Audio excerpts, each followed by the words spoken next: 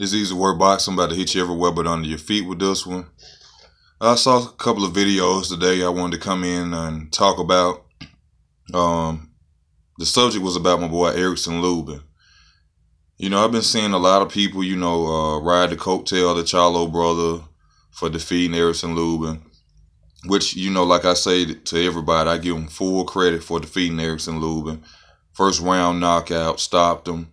Everybody's saying he had him waving to Jesus and all this and that, but nobody never says the fact that Erickson Lubin actually got up. He actually got up before the 8 count. For some reason, the referee stopped the fight at the 8 count. Maybe he felt like it was too dramatic or he was on the ground, but Erickson shook it off and he got up. But the main thing I want to talk about is, most of the guys who are on here with pages or with channels, as I should say, how they just say so much this and that about Erickson Lubin. But one thing I have to tell y'all is Erickson Lubin is no joke, man. They was talking about the comment, about the fact that they were saying that Erickson Lubin got on Twitter or something and said something about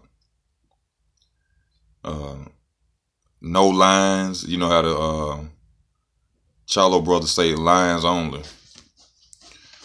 But to those who say that, it doesn't have to necessarily mean cocaine.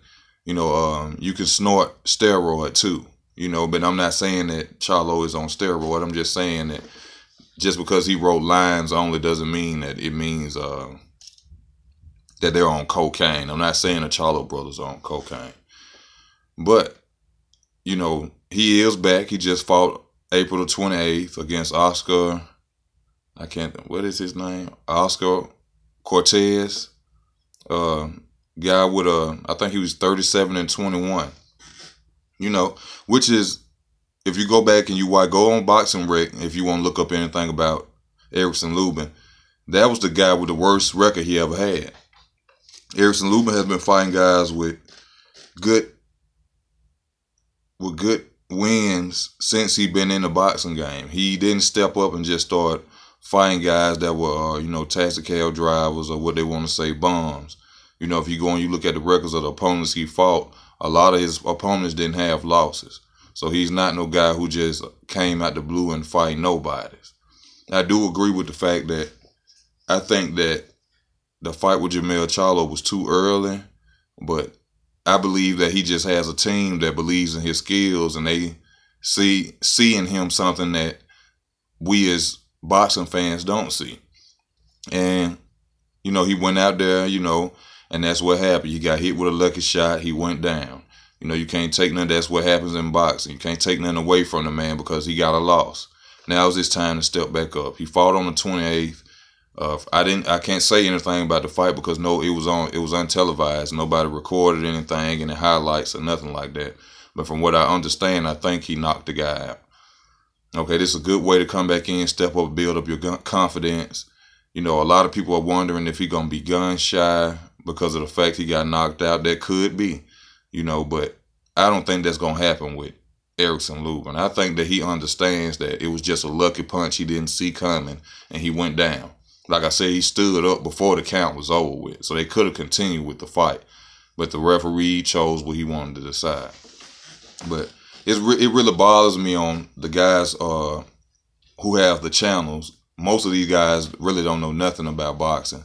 They just get on and they report the news. That's all they do. They can't predict the fight. Like I said, they can't give you analysis on nothing. They can't tell you what's the best punch or what they see, anything going on in the fight. They go on Google or they go on other guys' pages and they just report. They report.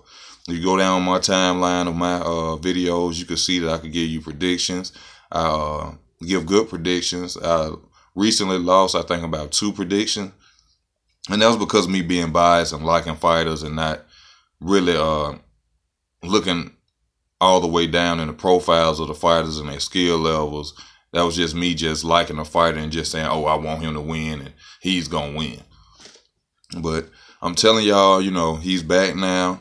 I think they should give him like one more step up fight with a guy with more wins than losses. Well, this guy had more wins than losses too, Oscar Cortez.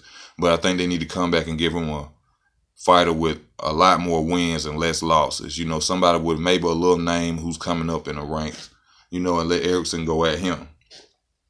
But it really surprised me how a lot of people are riding the coattails of Jermell Charlo.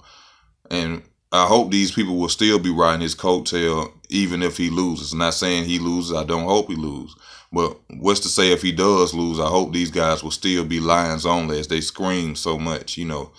But I really am here to tell y'all that Erickson Lubin is really no joke. The boy, he is something special. Maybe it was the lights that night. Maybe he was a little nervous.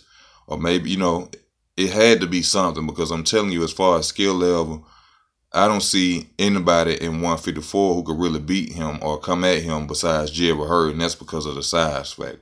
Well, I can't say Jermell Charlo now, but we don't know what would have happened that night if they would let Erickson Lubin get up from that 8 count.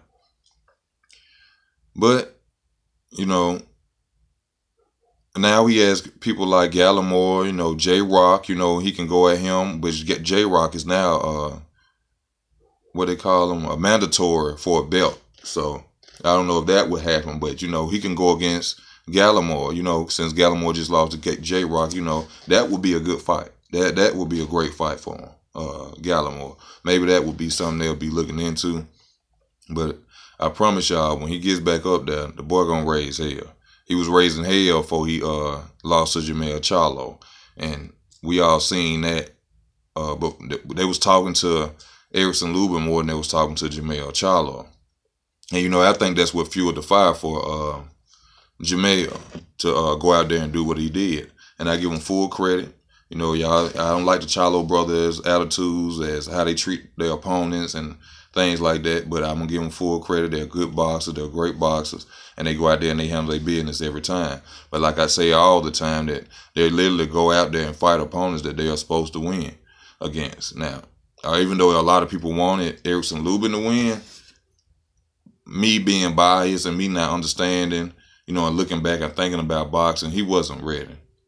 You know, even with the box red contenders that he has, if you go back and you check, like I said, he didn't come in fighting no taxi cab drivers. Everybody who record he had from his first fight, I swear, I think if you could add up all his opponents from his first 18 fights, you couldn't get 30 losses out of them. Maybe you couldn't even get 25 losses out of none of them.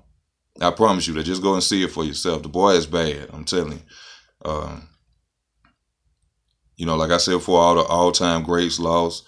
You know, I don't know why they didn't televise this fight, you know, because Erickson Lubin has a lot of fans out there who would love to see him come back in style and in fashion against whatever opponent that they want to say. I heard a lot of people saying that the opponent looked like a 147-pounder.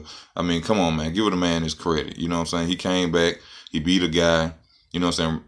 Even though we could say that he had more losses, a lot of losses, but he had more wins than losses. Okay, you can give him that credit, but it's a step-up fight.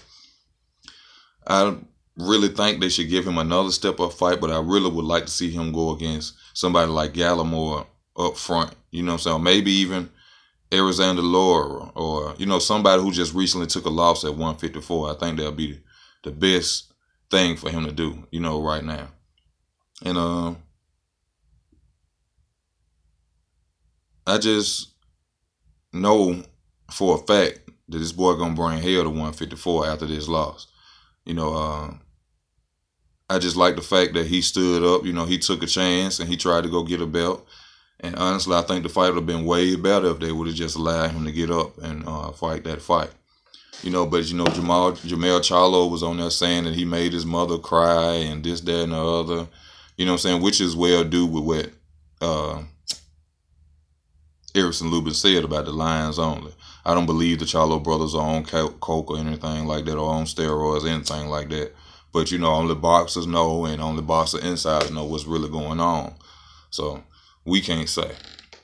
But I'm hoping one thing that was on my head too is I'd like to see Erickson Lubin go against Errol Spence. A lot of people gonna think I'm crazy, but I think Erickson Lubin will tap that ass. They don't say Errol Spence is too small for Erickson Lubin. No, he's not. He can go up to 154. He's willing to go up to 154. He's a weight bully, so he can go up to 154 and fight Erickson Lubin. And Erickson Lubin was already saying a little bit about him when Jermell Charlo was sparring with him for his fight. And, that probably would help him out, with that sparring. And Errol Spence probably told him, hey, left-handers or people who fight in the southpaw can't see that good when you throw this type of punch. So, sparring is real good, and going against opponents that fight the same style of your opponent, your soon-to-be opponent, is good in sparring. But, they didn't televise my boy. I don't know. I tried to look up the ranks, but for some reason in Google, they don't never show the ranks of that year and this month. They always show the rankings of last year or something. They need to update that. I don't know why they do that. It will help us out a lot, come in and making our videos for y'all. But I just hope to see Erickson Lubin, come back on his feet and go back up in the ranks and be known like he was before this loss. You know what I'm saying? But I really can't even find videos on him, to see what he's talking about or how he feels about the loss or anything of that nature. Excuse me.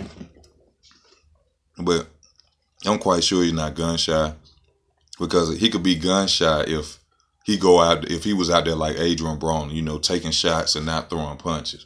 He just got caught with a punch in the first round and went down. There's no reason for him to be gun shy, although a lot of Charlo brother coattail riders are probably hoping that he comes out there gun shy so he won't be the same opponent, which I already heard Jermell Charlo say he won't give him the rematch. He gonna make him wait, make him fight 3, 4, 5 fighters before he ever give him the rematch. So there's no point of really even talking about the rematch with them. All we could do is hope that somebody else out there with belt will give Erickson Lubin a shot, and I'm hoping that's what will happen. And then I'm guarantee y'all will see exactly what I'm talking about with Erickson Lubin. But this Easy Work Boxing. Thank you for your time. Like, comment, and subscribe. I'm out.